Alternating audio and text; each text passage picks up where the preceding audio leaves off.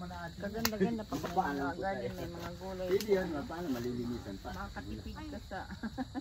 Kasi yung may-ari ko, nabisita din. Yan, ano Maliliit lang talaga siya. Oo. Nabisita din. Minsan natanong ko yun ay. Teka lang na, huwag yan. Masukal na po pala. Sabi ko. Masira na. Ito siya, oh. Ah, masarap ito. Ito ulam natin tapos prito na isda. Ay. Ate ito. Kaya may ano na. Di ka na ako makadala nito ng ampalaya. Oo. Madala sana ako. Pwede naman daw. Oh, kasi hindi naman niya yan tinanim. Eh, Oo, ano lang tubo yun. tinanim niya yan. Oo. Ah, ito ni oh. Akin eh.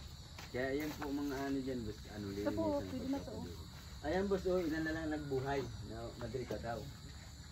Inispray kasi nila yan. Yung... Madrika ka? Dami Parang bunga. Siyempre ito, 2,500 sa kantan. Sinsin sana yan. Buhay sana yan. Inispray nila yan. Oo. Hindi na nag-spray. Yung sa dam. May kalsada ini.